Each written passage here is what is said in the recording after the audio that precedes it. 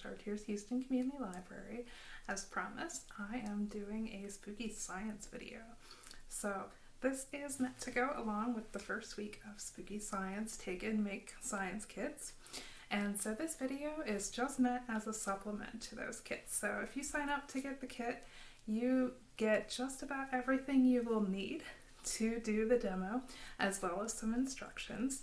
And the video is just meant if you get stuck, to help you kind of get through getting stuck on that, or it can help you to see how else the demonstration or experiment could turn out. So it can just be sort of as a little extra, but you definitely don't have to necessarily watch the video. But if you do and you have different results, we'd love for you to share them in the comments. So I'm here with my friend Mr. Bubbles, and he is going to watch me open up the first spooky science kit. So first spooky science kit is just going to look like this. I know it just looks like a beat up paper bag, but it is full of everything that you need for the first spooky science demonstration. So what's in this kit? Paper plate. So that is the first thing you will need. So it's the paper plate and some gloves. You will probably want these. You can definitely use your bare hands for it, but some folks want to use their gloved hands. Either way, after you do this, you probably want to wash your hands, and definitely, of course, before you eat any food or anything. Other thing you'll find in here is some instructions and a bone chart. And we'll get to this in a little bit. For now, you can just spread your instructions out on the table. I recommend doing this at a larger table, kitchen table, card table, whatever. Just give yourself a fair bit of room. So you can spread that out. And the pièce de résistance. Pardon my French, haha. So, the biggest part here. This is an owl pellet. And so you're wondering, what is an owl pellet? Owl pellets are kind of gross and they're kind of spooky, which actually makes them a perfect spooky science experiment. Well, a demonstration, not really experiment. So owl pellets are basically what owls cough up after eating. So it's sort of like anybody who's ever had a cat who has coughed up a hairball. It's a little bit like that, only cats cough up hairballs because they clean themselves, whereas owls cough up these pellets because this is what they cannot digest from what they hunt. Owls are birds of prey, and so that means that they get most of their food from hunting, and most of what they hunt is little rodents who look like this. But of course, sometimes they hunt smaller birds. So what they cough up in these pellets is what cannot be digested. It is usually bone, hence the bone ID chart. It's also hair, fur, and it kind of congeals into this weird sort of pellet. So that's what we're going to dissect today. So the only other thing that is in this kit, aside from the owl pellet and the gloves and the paper plate and your instructions, is some toothpicks. Let's see, toothpicks. And these you can use to help you pull apart the pellet. You can also use, other poking utensils. But again, I would absolutely recommend cleaning those before you use them for any actual food. Now these are pellets that are actually designed for science classrooms. And so usually they go through sort of a process where they try to sterilize them with heat before anybody touches them, basically. So they're technically sterile, but they do also kind of smell, and you just don't want it to get on anything that you're going to potentially eat. So wash your hands when you're done with this, and wash any utensils you use with this. So the only other thing that I have, that I supplied on my own, and that you'll have to provide on your own if you pick up the spooky science kit, is some water. So I've just got a dish here with water. I've also got a pipette. So the water is going to help you actually take apart this pellet, and I'll show you how that works in a minute. You don't have to use a pipette. If you have a spray bottle with water, that works really, really well. Not just for training cats or dogs. It's really good for spraying actually on the pellet. But you can also just use a spoon and ladle a little bit of water on at a time. Just a small spoonful of water on at a time to just kind of loosen up that pellet and get that fur to stop being all congealed up together. So I'm going to turn the camera in a minute so that way you can see a little bit better of what I'm doing. And I hope that you have as much fun with doing this as I do. Okay, so pardon the wobbliness there. Mr. Bubbles is helping to balance the camera here. So I'm putting my gloves on. And I am going to set my plate here just right in front of me and set my toothpicks over here to the side and put out my pellet rodent ID chart here. So now I'm going to take my pellet in this biohazard bag. It's not really a biohazard, but we thought it would be a good idea to keep these in little plastic bags just because, again, they do kind of smell a little funky, and we thought it would be a good idea to have them in a plastic bag. And what's more fun than something that's spooky looking and scary looking for some spooky science. And I cannot get this darn bag open. There we go. Okay. So I'm going to put my glove back on after I got the bag open. Note, if you're watching this before you do the demo, maybe try opening the bag before you put your gloves on. Okay, so I have my pellet here. I'm going to go ahead and just unwrap it. And you can kind of see it's just brown. It is the color of a lot of the animals that the owl eats. I'm going to move my water so you can see a little bit better here. So it is brown. I'll move this up here a little bit. You can kind of see, and you'll be able to see at home definitely, that it's kind of furry, which is a little ooky in and of itself. So yeah, there's fur there. There's definitely some gunk. Some poor animal that made a very, very good owl meal at one point in time. So I'm going to go ahead and take my water, and I'm just going to do a little bit. My spoon is very, very large. You do not need a spoon that's this big. But I'm just going to do a little bit of water on, just a little bit, just over the top. And I'm just going to let it soak a little bit in, kind of loosen it up.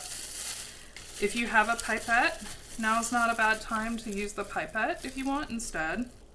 Kind of loosen it up. Or, like I said, if you've got that spray bottle and you want a spray bottle, you want to use that to get it wet, that's a good idea as well. But getting it wet will help you to actually be able to get it apart, because they are rather hard.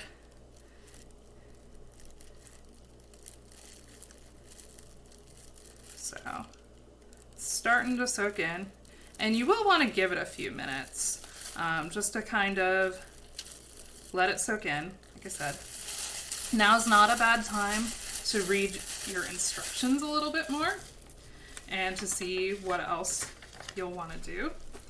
So we've tried to make them pretty clear, but of course, obviously, if you have any questions at all when you are doing this and you're really stuck and the video doesn't help, you are welcome to call or email the library too, and we're happy to try and help you along. So you can just let it sit for a few minutes. I'm going to turn off the camera, but I'll be back in just a few minutes when hopefully our pellet has gotten a little bit more soaked. Okay, so while my pellet gets loosened up a little bit, I thought that I would just talk a little bit about why I chose the owl pellet for our first spooky science. So owls are a really cool animal. They are in all kinds of sizes, all over the place. There are owls in Australia, owls in Europe. There are owls all over the place, and they have almost as many different kinds of myths and folklore associated with them as there are kinds of owls out there, which is a lot. Most commonly for American culture, it seems like a lot of people associate owls with wisdom, but also traditionally there were owls who were associated with bad luck. And a lot of that kind of came about from owls being nocturnal. So you only see owls at night, you only hear owls at night, and of course, nighttime is not as great of a time for humans because humans are not nocturnal. And so the superstition, you know, followed with the owls being a nocturnal animal, that they were a scary animal. So sort of similar to bats. But they're definitely not. Owls are really awesome. So I think my pellet has softened up enough to at least try. And we can talk a little bit more about awesome owl lore. I can also talk about some owl books you could get while you're at the library, but first I'm gonna start taking this little bit of loosenedness apart. And as you kind of take stuff apart, you can try and soak it. So I've got some water there, the bottom of my plate. I'm just gonna start soaking that. And you can kind of see they're tiny, but oop, there are definitely some bones in there. It's a little bone that came separated out there. So, just gonna try and work my way around this little pellet. So, see what the owl had for dinner.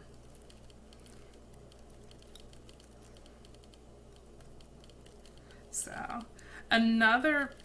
partly another reason why superstition followed owls is because of owls being able to turn their neck so far around. So owls can turn their necks almost all the way around, but it's because their eyes are fixed. So they can't move their eyes like we humans can around. So they have to compensate by being able to turn their whole head. Ooh, there's little teeny tiny bones coming apart all over here. You can kind of see. I'll bring the camera closer here in a minute so you can kind of see. But yeah, owls can move their head almost all the way around. And that is kind of freaky when you think about it. So that was another part of why superstition kind of followed owls around.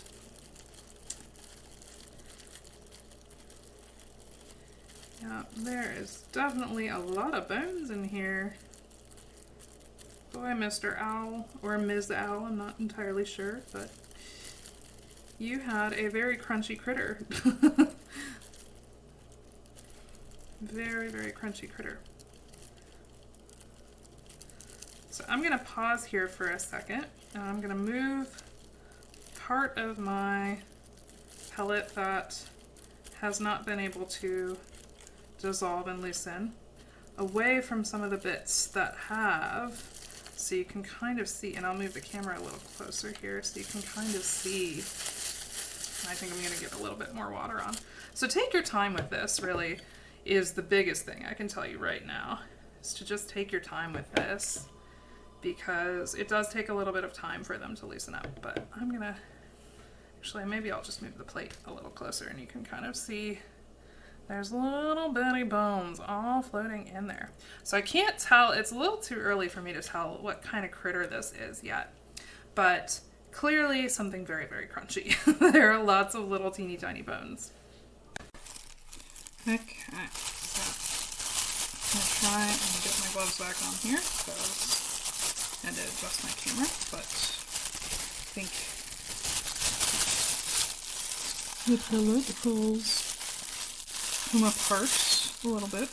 Pick my toothpicks again here, and you can kind of see now this is a skull. Very ooky. Very, very ooky and creepy. So this is very very delicate work once you finally start to get some of the bones. You don't want to hurt the skull or anything because you want to be able to see. The whole point is to see what kind of dinner the owl had. So you can see this skull here. I hope you can see anyway. I can't really see what the camera's doing right now, but this skull here is very, very similar to what is on our little bone ID chart. It's very similar to the skull that's on here. So it definitely looks like it is a rodent of some kind. And that explains, of course, all the teeny tiny little itty bitty bones. You can keep on going to your heart's content with this, of course, and you can see it's also a very good way not only to learn about owls, but to learn about some of the animals they eat. So, like we said earlier, some of the animals they eat are smaller birds, but a lot of rodents as well. Mice, little tiny moles, all kinds of little bitty rodents. These are the teeny tiny little bones of rodents. So it's a great way to learn about rodent anatomy as well as about owl digestion. So you can keep going. I think that, oh wow, this actually is pretty cool. I didn't expect that. So here's the other part of the skull. So there's the head, the top of that head, and then here's the bottom with those. And you can definitely tell it's a rodent by those big chompy teeth. Fun fact about rats, their teeth never stop growing. At least I don't think they do. They actually have to gnaw. Big reason why they have to gnaw is because their teeth will never stop growing. They just get bigger and chompier and rattier, I guess. So anyway, so yeah, so this is a really great, fun, spooky science demonstration to do, especially if you're into owls or if you're into rodents, or if you're just into all things spooky and scientifical. So that's all I have for now. I'd love to see if you found anything different in your pellets, a different looking kind of animal. I've done this before and we've seen small birds. Someone once got like a whole smaller bird skull, which was really pretty cool. You could see in it the actual, the actual bird skull, which was really pretty cool.